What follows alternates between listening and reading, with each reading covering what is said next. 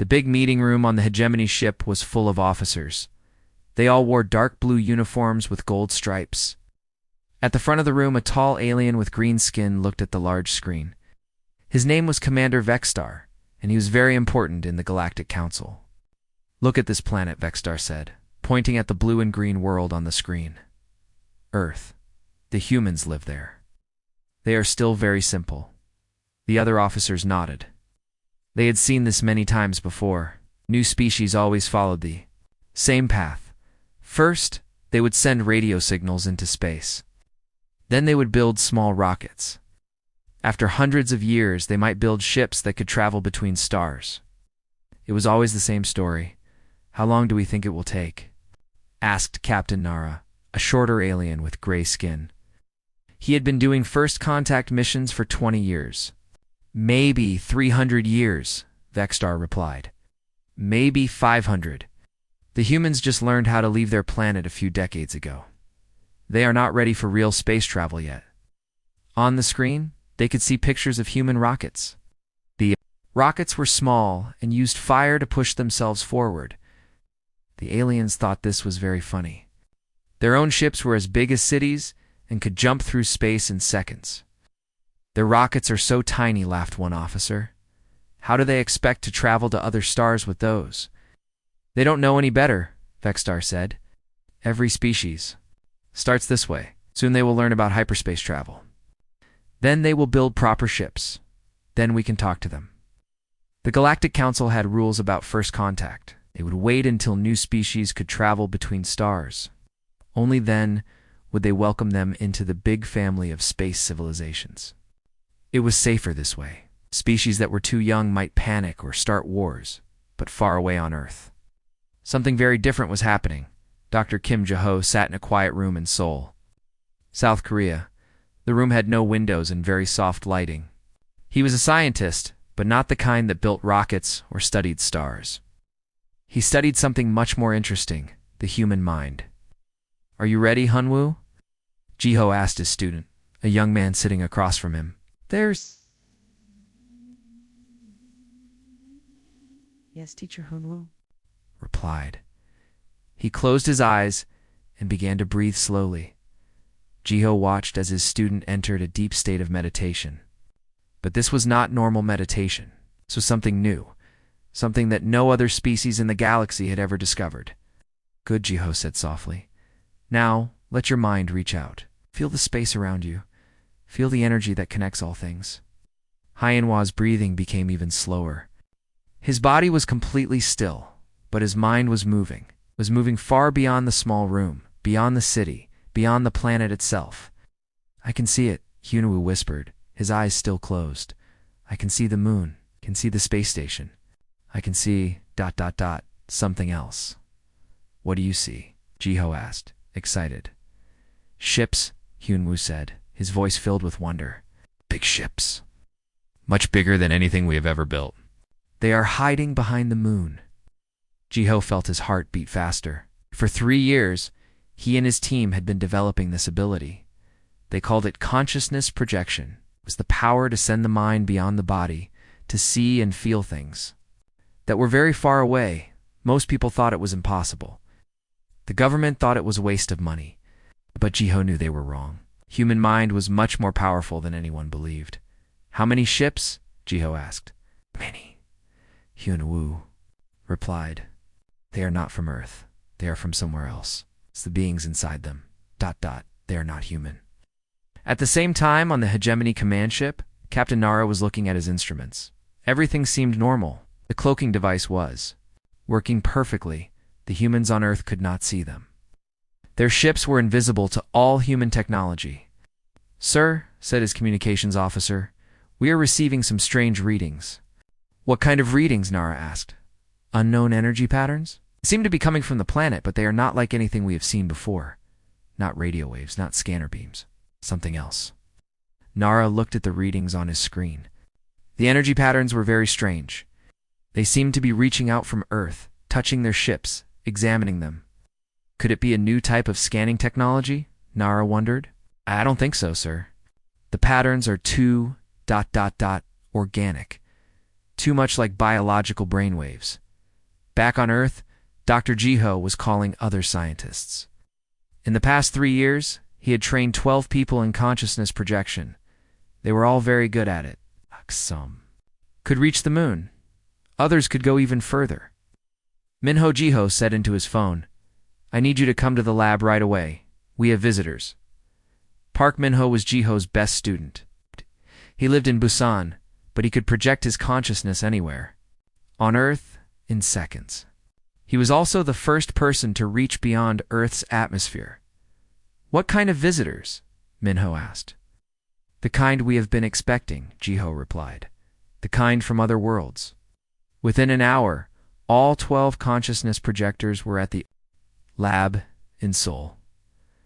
They sat in a circle, holding hands, preparing for something that had never been done before. "We are going to make contact," Jiho told them. "Not with radio signals or rockets, but with our minds. We are going to show them what humans can really do." Dr. Lee Soo-yang, the only woman in the group, looked worried. "You sure this is safe?" "We don't know what they want. We've been watching the galaxy for months," Jiho said. "We know about their civilization. We know they think we are primitive. It is time to show them they are wrong." The 12 projectors closed their eyes and began to focus their minds. Their consciousness started to flow together, becoming stronger as they combined their abilities. On the hegemony ship, Captain Nara watched as the energy readings became stronger and stronger. The patterns were now clearly focused on their exact location. Somehow, impossibly, the humans on Earth knew exactly where they were. "Sir," the communications officer said, his voice shaking, "we are receiving a message from the planet." "A message? That's impossible. We haven't made contact yet." "Sir, the message is in perfect galactic standard language." Nara felt his blood turn cold. Galactic Standard was the common language used by all space civilizations. No primitive species should know it. "What does the message say?" Nara asked. The communications officer read from his screen, "Greetings, travelers from the stars. We are the humans of Earth. We have been watching you since you arrived. We invite you to meet with us. We are ready to talk." Nara stared at the message for a long moment. Everything he thought he knew about first contact was wrong. The humans were not primitive at all. They were something else entirely. Something that would change the galaxy forever. Captain Nara walked back and forth in his command room. His gray skin was getting darker, which happened when he was worried. The message from Earth was still showing on the big screen in front of him. "How do they know our language?" he asked. "His officers for the 10th time? How do they know we are here?" The science officer, a tall alien with 4 arms, looked at his computer. "Captain, our cloaking device is working perfectly. No human technology can see us. We checked this many times." "Then explain the message," Nara said, pointing at the screen. The communications officer spoke up. "Sir, maybe they got our language. From radio signals? Maybe they learned it somehow?" "It's possible," Nara replied. "Galactic Standard is not broadcast on any frequencies. Only member species of the Council know it. They only learn it after they join us." On Earth, in the quiet room in Seoul, Dr. Kim Ji-ho was smiling. His 12 consciousness projectors were still sitting in a circle, but now they looked tired. Sending their minds across space took a lot of energy. "Did you see their reaction?" asked Park Min-ho, opening his eyes. "They are very confused." "Good," Ji-ho said. "They need to understand that we are not what they think we are." Dr. Lee Soo-yang looked worried. "Ji-ho, are you sure about this? We are changing everything. Once we show them what we can do, there is no going back." "We have been preparing for this day for 3 years," Ji-ho replied. "We know what the galaxy is like. We know about their wars, their politics, their plans for species like us. 8. It is better to surprise them now than to wait and be surprised." Later, the youngest projector, a man named Kim Sun-woo, raised his hand. "Teacher, I can still feel their emotions. They are scared. They don't understand how we found them." "What else do you feel?" Ji-ho asked. "Anger," Sun-woo said. "Some of them are getting angry. They think we are lying or playing tricks." Back on the hegemony ship, Commander Vextar had arrived in the command room. was even more important than Captain Nara, and he was not happy. "What is the meaning of this?" Vextar demanded. "Why are we receiving messages from a primitive planet?" "Sir," Nara said carefully, "the humans somehow detected our presence. They sent us a message in perfect galactic standard." "That is impossible," Vextar said. "Show me their detection equipment." Science officer put new pictures on the screen. They showed Earth from space, with all the human satellites and space stations clearly visible. "These are their most advanced detection systems," the science officer explained. "Very simple radar and radio telescopes, nothing that can penetrate. Our cloaking." Vextar studied the images. The human technology looked like toys compared to hegemony equipment. "Then how?" he asked. "We don't know, sir," Nara admitted. Suddenly, the communications officer jumped up from his seat. "Sir, we are receiving another message." "Put it on the screen," Vextar ordered. The new message appeared. "We understand you are confused. We do not use the same technology as other species. We use something different, something better. Would you like us to explain?" Vextar felt his 3 hearts beating faster. "Reply to them. Ask them to explain." The communications officer sent the message. The answer came back in less than a minute. "We will show you. Please prepare yourselves. What you're about to see will be difficult to believe." In Seoul, Dr. Jiho stood up and walked to the center of the circle. "It is time," he said. "We are going to project ourselves to their ship." "All of us?" asked Hyunwoo. "Yes, all 12. Need to show them our full power." The projectors joined hands again. This time, they were not just sending their minds to observe. They were going to project their entire consciousness, making themselves visible and solid in the alien ship. "Remember," Jiho said, "we are representing all of humanity. Show them respect, but also show them strength." The 12 humans closed their eyes and began to focus. Their breathing became slow and deep. The room around them seemed to fade away as their minds reached out across space. On the hegemony ship, Captain Nara was watching his instruments. The strange energy readings were getting stronger again, much stronger than before. "Sir, the science." Officer called out, "The energy patterns are changing. You're becoming more focused, more organized." "What kind of organized?" Nara asked. Like they are forming into shapes? Complex shapes?" Suddenly, the lights in the command room flickered. The air itself seemed to shimmer and move. Then, impossible as it seemed, human figures began to appear. First one, then 2, then more. They looked exactly like the pictures in the Earth files. 2 arms, 2 legs, soft skin, hair on their heads. But they were standing in the command room of a hegemony ship in the vacuum of space, without any protective suits or equipment. Captain Nara fell backward into his chair. His officers were making sounds of fear and confusion.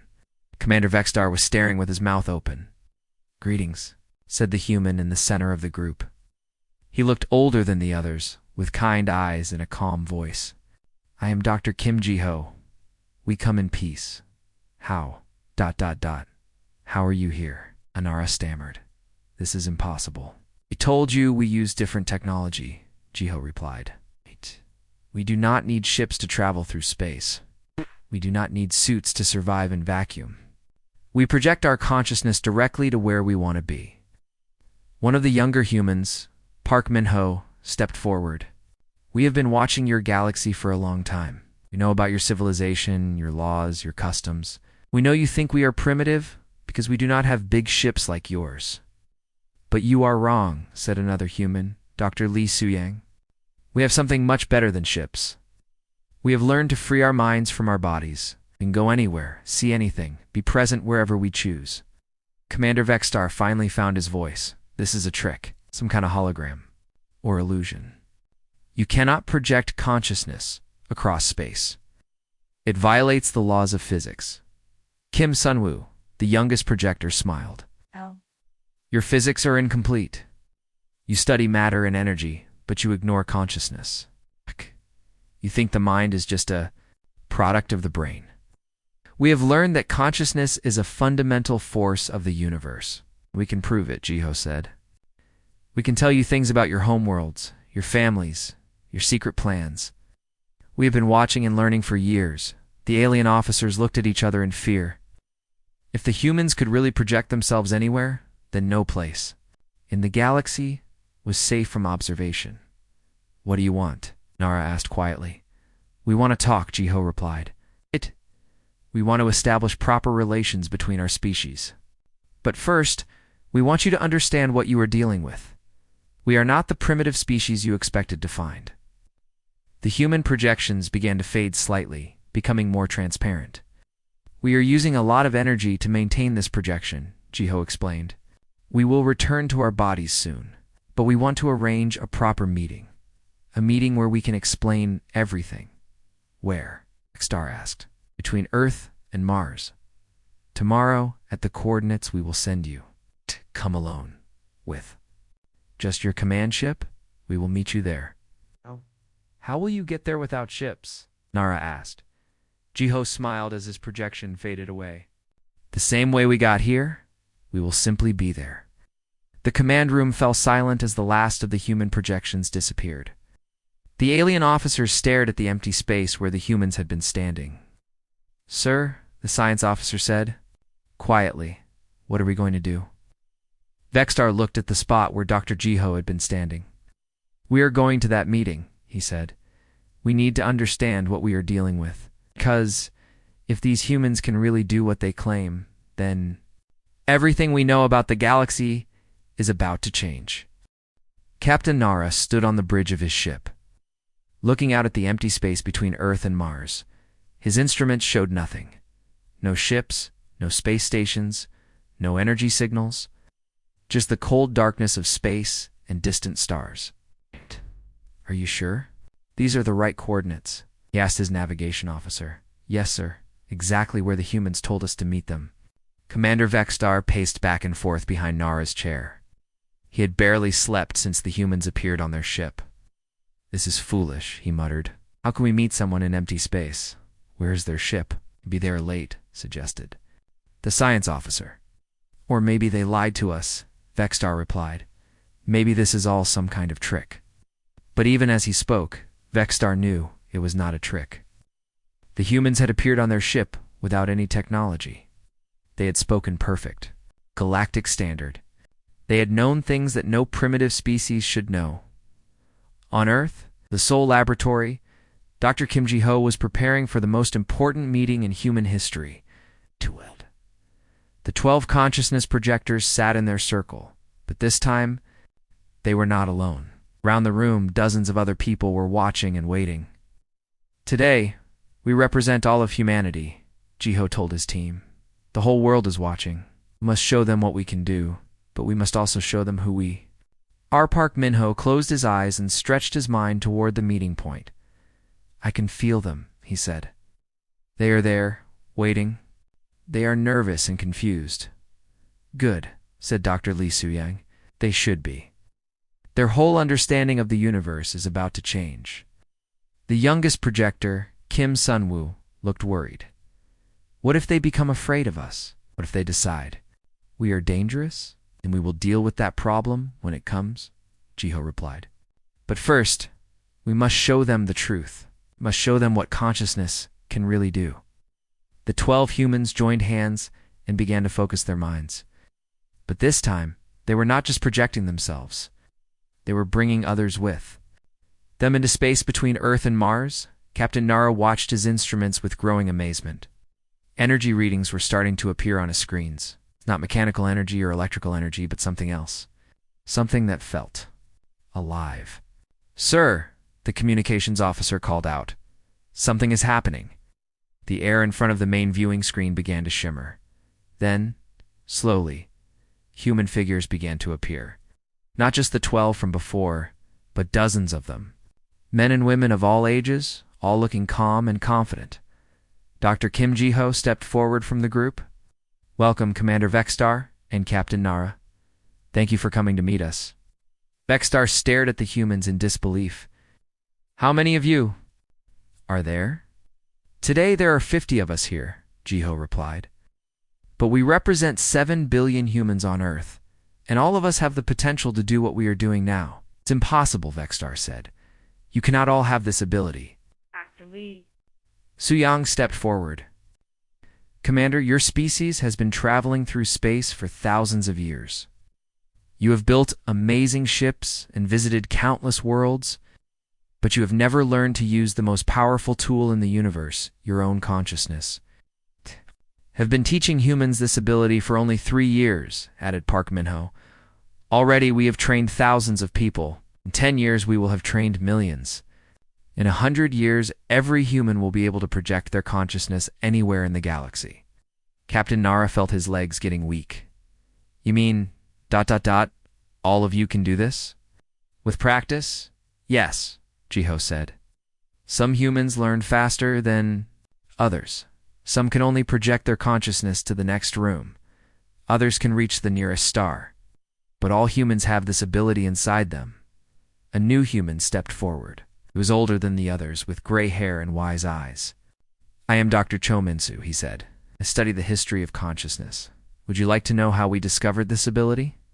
Yes, Vexstar said, despite himself. He was terrified but also fascinated. It began with meditation, Dr. Cho explained. For thousands of years, humans have practiced meditation to calm their minds and find inner peace. But some of us began to notice something strange. During deep meditation, we could sometimes sense things that were far away.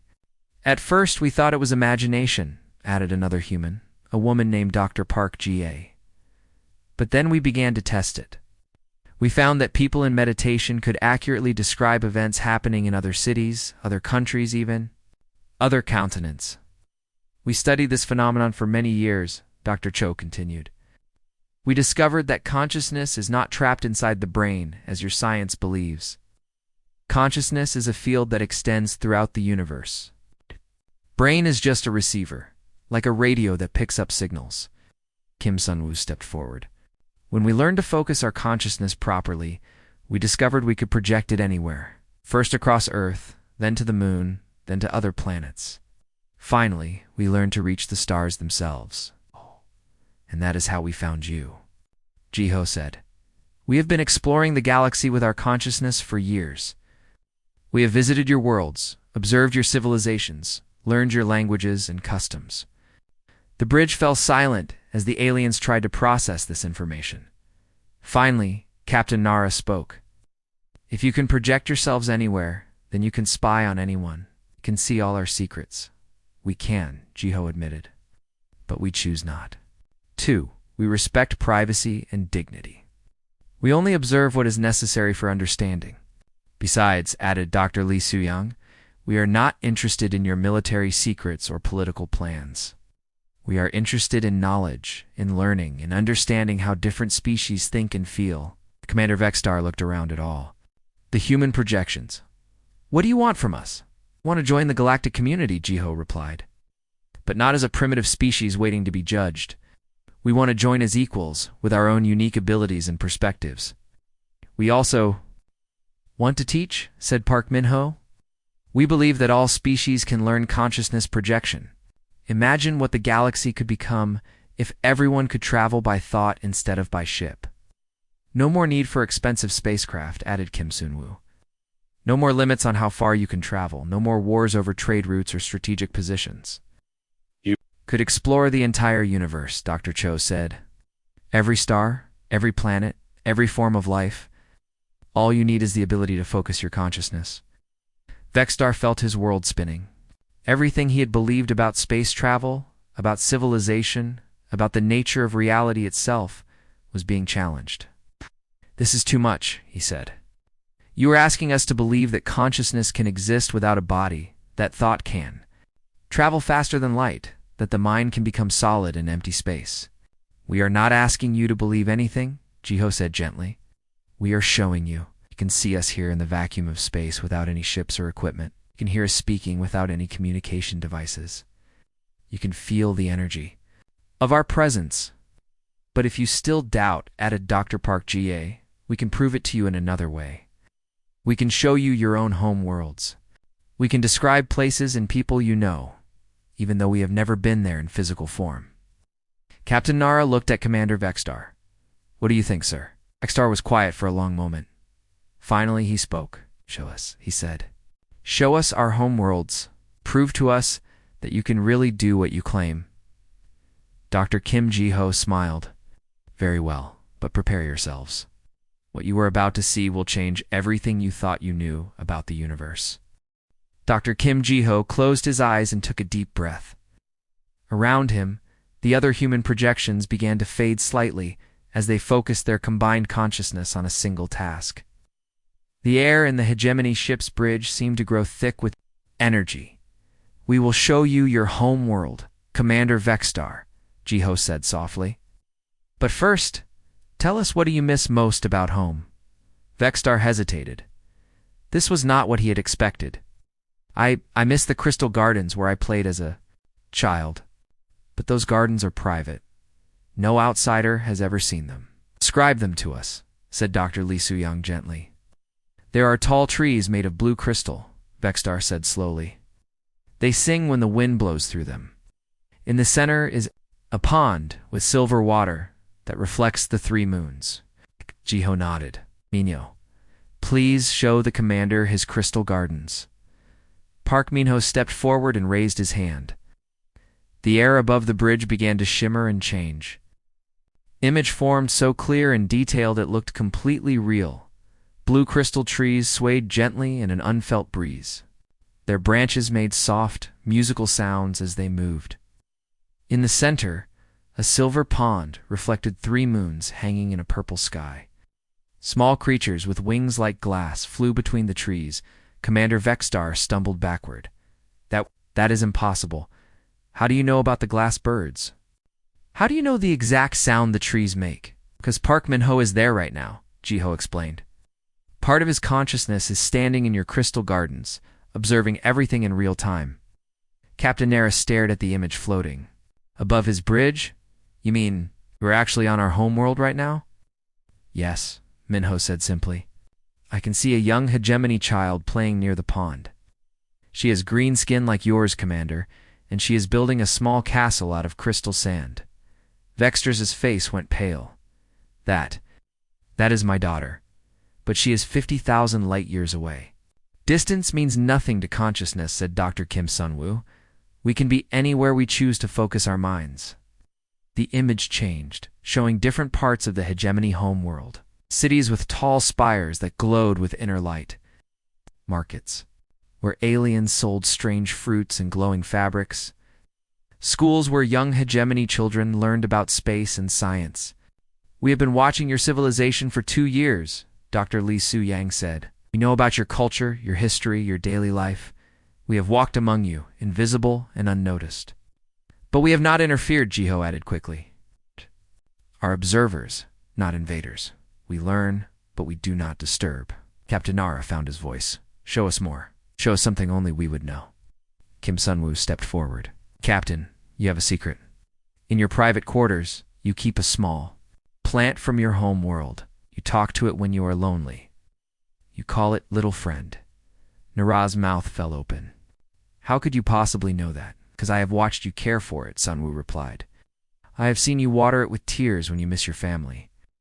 I have heard you tell it about your fears and hopes. The human projections began to multiply. Again, more figures appeared on the bridge. Scientists, diplomats, teachers, even artists and musicians. We have studied not just your technology and politics, said a new human, Dr. Yoon Houn. We have studied your art, your music, your literature. You know what makes your species beautiful and unique? Another human, an elderly woman named Dr. Kim Young-ja, stepped forward. Captain Nara, you write poetry in your spare time. Your poem. About the lonely star was very moving. Nara sat down heavily in his chair. You read my private files? We did not need to read them, Dr. Kim replied. We were there when you wrote the poem. We felt the emotions that inspired it. Commander Vexstar looked around at all the human projections. What else do you know?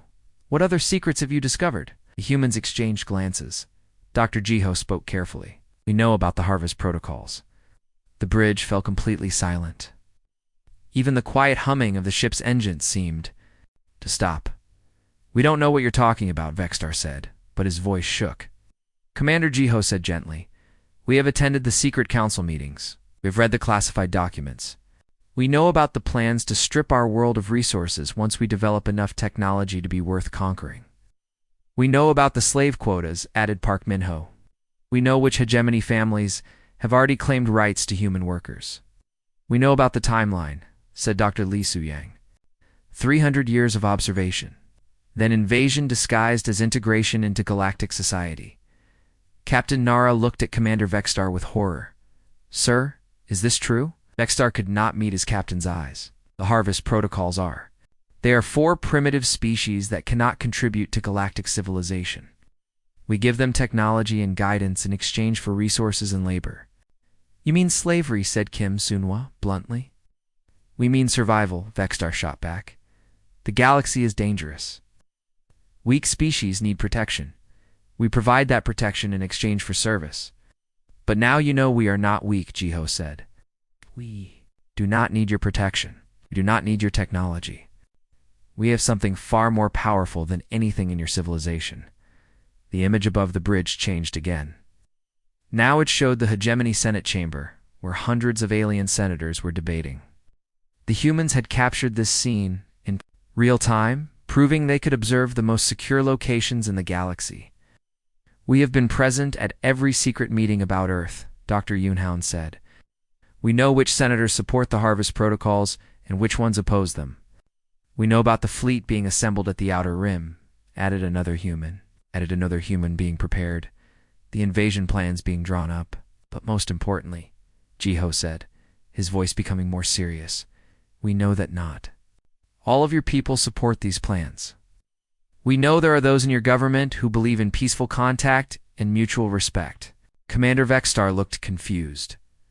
What are you saying? You're saying that we could expose everything? Dr. Lee Soo-yang explained. We could appear in your Senate chamber and reveal all the secret plans. We could show the galaxy what the hegemony really does to primitive species. But we don't want to do that, Jiho continued. We would rather work together to find a better way. What kind of better way? Captain Nara asked. Way where consciousness projection becomes available to all species, said Park Min-ho. A way where exploration happens through thought rather than conquest. A way where the galaxy grows through understanding rather than domination. The human projections began to solidify again, becoming more real and present. We are offering you a choice, Jiho said. You can continue with your harvest protocols, your wars, your endless competition for resources. But know that we will be watching. We will be present at every meeting, every planning session, every moment of preparation. Or, Dr. Kim Sunwoo added, you can help us build something new, something better. Galactic civilization based on consciousness rather than technology, on understanding rather than fear. Commander Vexstar stared at the humans for a long moment. And if we refuse? If we decide you are too dangerous to be allowed to exist? Dr. Kim Jae-ho smiled sadly. Then you will learn just how powerful human consciousness can really be. That lesson will not be pleasant for anyone. Commander Vexstar's hands were shaking. He looked at the human projections surrounding his bridge and felt something he had never felt before. True fear. Not fear of death or pain, but fear of the unknown. Fear of forces beyond his understanding. Are threatening us, he said, trying to keep his voice steady. Dr. Kim Ji-ho shook his head. No, Commander. We are warning you. There is a difference. What kind of warning? Captain Nara asked. Dr. Lee Soo-yang stepped forward. The harvest fleet you are assembling at the outer rim. We want you to see something. The air above the bridge shimmered again. This time, the image showed a massive space station floating among the stars. Hundreds of warships were docked around it, each one the size of a small city. Weapons that could destroy planets were being loaded onto the ships. The Zarian battle station, Park Min-ho said, hidden in the void sector, far from any inhabited worlds. This is where you prepare for the harvest of primitive species. Vexstar's face went white. And dumped that location is classified beyond the highest levels. No one outside the Inner Council knows about Zarian. We know about it, said Kim Sunwoo simply. We have been watching the construction for 6 months. The image changed, showing the inside of the battle station. Alien workers were building cages, thousands of them, all sized for human beings. Other workers were preparing collars and chains. These are for us, Dr. Kim Ji-ho said quietly. For humans. You plan to take 10 million of us as slaves for. The first harvest, Captain Nara stared at the images in horror. 10 million. But the protocols say we only take volunteers who want to join galactic civilization. That is what they tell ship captains like you, Dr. Lee Soo-yang said sadly. The truth is different. The harvest takes whoever they want, whenever they want. The image changed again. Now it showed alien senators in a secret meeting room discussing Earth like it was a business deal. Senator Krexelon suggests we take the young humans first. Dr. Yoonhound said, translating the alien conversation in real time. They adapt better to slavery and live longer. Senator Vorth disagrees, added another human. He thinks we should take the smart ones first. The scientists and engineers, they will be more useful. Commander Vexstar could not deny what he was seeing. How are you doing this? How are you showing us live images from classified locations? Because we are there, Park Min-ho said. Right. Now, part of my consciousness is standing in that meeting room. Part of Dr. Lee's consciousness is on the battle station. We can be anywhere we choose. But more than that, Dr. Kim Ji-ho continued, we can be everywhere at once. Suddenly, the bridge filled with hundreds of human projections. Men and women of all ages, all looking calm and determined. The aliens found themselves surrounded by a sea of human faces. These are not the same 50 people as before, Ji-ho explained. These are different humans from all over Earth. All of them have learned consciousness projection. All of them are. Here with us now. Impossible, Vexstar whispered. You said only 12 people could do this. That was 3 years ago, said a new human, Dr. Jong Mi-young. We have been teaching others. Now there are over 2,000 consciousness projectors on Earth. And more every day, added another human, Dr. Shin Dong-hae. We estimate that within 10 years, there will be over 1 million humans who can project their consciousness anywhere. In the galaxy, the implications hit Commander Vexstar like a physical blow. 1 million human spies who could go anywhere, see anything, learn any secret. No government in the galaxy could function with that level of observation. Could destroy our entire civilization, he said. We could, Dr. Kim Ji-ho agreed. But we don't want to destroy anything. We want to transform it. What do you mean? Captain Nara asked. Dr. Lee Soo-yang gestured, and the images above the bridge changed once more. No. They showed peaceful scenes. From across the galaxy, alien children playing, artists creating beautiful works, scientists making discoveries. This is what we love about your civilizations, she said. The beauty, the creativity, the endless desire to learn and grow. This is what we want to preserve and enhance. But not this, said Park Min-ho, as the image changed to show battlefields, slave markets, and conquest fleets. Not the endless wars, the exploitation, the treating of other species as resources to be harvested. Kim Sun-woo stepped forward. We can teach your people consciousness projection. Imagine what your civilization could become if no one needed ships to travel. If everyone could explore the galaxy just by thinking about it. No more wars over trade routes, added Dr. Jang Mi-kyung, and no more fighting over strategic star systems. No more need to conquer other species for their resources. You could explore the entire universe, said Dr. Shin Dong-hae. Every star, every planet, every form of life. All you need is the willingness to learn. Commander Vexstar looked around at all the human projections. If we decide to continue as we always have, the humans' expressions became serious. Dr. Kim Ji-ho spoke slowly and clearly. Then we will stop you. How? Vexstar demanded. The human projections began to change. Instead of looking like peaceful scientists and teachers, they started to look like something else. Their eyes became brighter, their presence more powerful. We can appear in your command centers during battle, Park Min-ho said, his voice carrying new authority. We can interfere with your communications, confuse your officers, make your weapons malfunction. We can project false images to your sensors, added Dr. Lee Soo-yang. Make you see enemies where there are none, or make you miss real threats. We can enter the minds of your soldiers, Kim Sun-woo continued, and show them the truth about what they are fighting for. How many will continue to fight when they see the cages being prepared for innocent people? But most importantly, Dr. Kim Jae-ho said, his projection becoming so solid and real that he seemed more present than the aliens themselves. We can be everywhere. Every meeting, every planning session, every moment of preparation. You cannot make any move without us knowing about it. The bridge fell silent, except for the quiet humming of the ship's engines. Commander Vextar realized that everything had changed.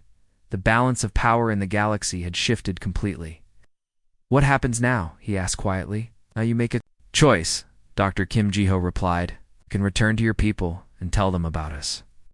Tell them that humanity is not the primitive species they thought we were. Tell them that we offer partnership, not conquest. And if they choose conquest anyway? Captain Nara asked. The human projections began to fade, but their voices remained clear and strong. Then they will learn that consciousness is the most powerful force in the universe, Dr. Lee Soo-yang said. They will learn it the hard way. As the last of the human projections disappeared, Commander Vextar stared at the empty space where they had been, knew that nothing would ever be the same. Again, the age of ships and conquest was ending. The age of consciousness was about to begin. 3 days later, Commander Vextar stood in the great Senate chamber of the hegemony homeworld.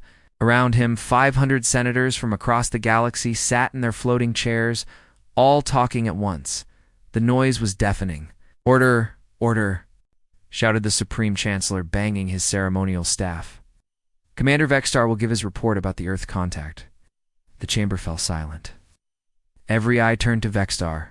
He had barely slept since returning from Earth. His report would change everything. Honored senators, he began, his voice shaking slightly. The humans are not what we expected. Of course they're not, laughed Senator Krexelon. Never are. Did they try to worship you as gods? Did they offer you their gold and jewels? No, Vextar said quietly. They offered to teach us. The chamber erupted in laughter. Teach us what? Called out Senator Vorth. How to bang rocks together. How to make fire. They offered to teach us how to travel without ships, Vextar replied. The laughter stopped. The chamber became very quiet. Explain, the Supreme Chancellor ordered. Vextar took a deep breath. The humans have developed the ability to project their consciousness across space. They can appear anywhere in the galaxy just by thinking about it. They don't need ships, fuel, or technology. They travel at the speed of thought. Silence stretched for long moments. Then Senator Krexelon burst out laughing again. Consciousness projection? That's impossible. Vextar, have you lost your mind? I've seen it with my own eyes, Vextar said firmly. They appeared on my ship without any equipment. They showed me live images from our homeworlds. They knew about classified information that no outsider should know. Tricks, Senator Vorth declared. Illusions and holograms. Primitives. Are good at magic shows? Explain this, Vextar said, and activated a recording device. Images filled the air above the chamber, pictures of the secret Zarian battle station, the harvest fleet, the cages being built for human slaves. The senators stared in shock. The Zarian station was the most classified project in hegemony history. No recording devices were allowed anywhere near it. Out. Did you get these images? Out. The Supreme Chancellor demanded. I didn't, Vextar replied. The humans showed them to me. They have been watching us for years. They know about the harvest protocols. They know about our plans for their world. The chamber exploded into chaos.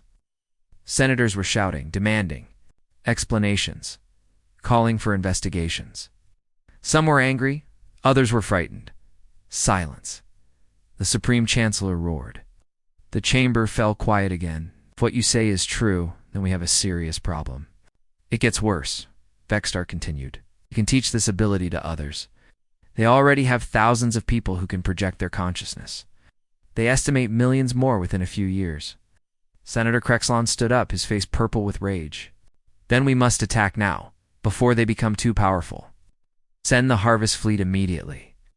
And how do you fight an enemy who can appear anywhere, Vextar asked. How do you attack people who can be in your command center, your weapon systems, your own mind? At that moment, the air in the chamber began to shimmer. The senators looked around nervously as figures started to appear among them. Human figures, dressed in simple clothes, looking calm and peaceful. "Good afternoon, honored senators," said Dr. Kim Ji-ho, materializing directly in front of the Supreme Chancellor's throne.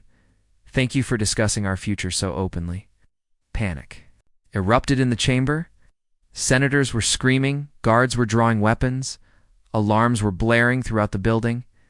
"Do not be afraid," said Dr. Lee Soo-yang, appearing next to Senator Krexelon.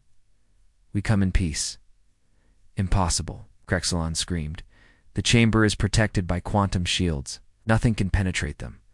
"Your shields protect against matter and energy," Park Min-ho said, materializing behind Senator Vorth. "They do not protect against consciousness." More humans appeared throughout the chamber. 50, then 100, then more. They stood calmly among the panicking aliens, unharmed by the weapons being fired at them. "Guards, destroy them." The Supreme Chancellor ordered the energy weapons passed right through the human projections without causing any harm. The humans simply smiled and continued speaking. "Violence will not work against us," Dr. Kim Ji-ho said. "We are not physically here. Your projections of consciousness. You cannot destroy thoughts with weapons." "What do you want?" the Supreme Chancellor demanded. "We want you to make a choice," Ji-ho replied. "The same choice we offered to Commander Vexstar. You can continue with your plans to harvest our world and enslave our people, or you can learn a better way." "What better way?" Senator Krexelon snarled. Kim Sun-woo stepped forward. "We can teach your people consciousness projection. Imagine exploring the galaxy without building ships. Imagine learning about other worlds without conquering them. Imagine a civilization based on understanding instead of fear." "Why would we want that?" Senator Vorth asked. "Because your current way is ending," Dr. Lee Soo-yang said simply. "Look around you. We are in your most secure building, protected by your best defenses, yet here we are. No government can function when every meeting can be observed, every secret can be revealed." "You are threatening us," the Supreme Chancellor accused. "We are offering you evolution," Park Min-ho replied. "Your species has been stuck in the same pattern for thousands of years. Out. Build bigger ships, make stronger weapons, conquer more worlds. But consciousness projection makes all of that obsolete." Dr. Kim Ji-ho gestured, and images appeared in the air above the chamber. They showed humans exploring distant galaxies, learning from alien civilizations, sharing knowledge across the universe. "This is what we offer," Ji-ho said. "Not conquest, but exploration, not slavery, but partnership. Not fear, but wonder, and if we refuse," Senator Krexelon demanded. The human projections became more solid, more present. Their eyes began to glow with inner light. "Then you will learn that consciousness is the most powerful force in the universe," Dr. Lee Soo-yang said. "It can appear in your battle stations and disable your weapons. We can project into the minds of your soldiers and show them the truth. We can be present at every planning meeting, every strategy session, every moment of preparation. Your harvest fleets will never reach Earth," Kim Sun-woo added, "because we will be there, on every ship, disrupting your systems, confusing your crews, turning your own technology against you. But we would rather be teachers than warriors," Dr. Kim Ji-ho said. How? "We would rather share our knowledge than fight." With it, the chamber fell silent. Supreme Chancellor looked around at his senators, seeing fear and confusion in their faces. "How long do we have to decide?" he asked quietly. "You have already decided," Park Min-ho said. "The moment you chose to listen instead of attack, you made your choice. The age of conquest is over. The age of consciousness has begun. Some of your people will resist," Dr. Lee Soo-yang admitted. "They will try to hold on to the old ways, but the universe is changing. Species across the galaxy will learn what we have learned.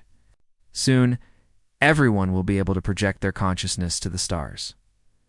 "What happens to our ships, our weapons, our military?" Senator Vorth asked. "They become tools for exploration and protection," Kim Sun-woo replied. "Not for conquest, but for helping others. Not for destroying worlds, but for building new ones." The human projections began to fade slightly. "We must return to our bodies now," Dr. Kim Ji-ho said, "but we will be watching." will be present when you make your final decision about the Harvest Fleet. Choose wisely. As the last human projection disappeared, the Senate chamber remained silent for a long time. Finally, the Supreme Chancellor spoke. "Emergency session tomorrow," he announced. "We need to discuss the future of our civilization." Commander Vexstar smiled for the first time in days. Galaxy was about to change. Forever, and for the first time in his life, he believed it might change for the better. The age of consciousness had begun.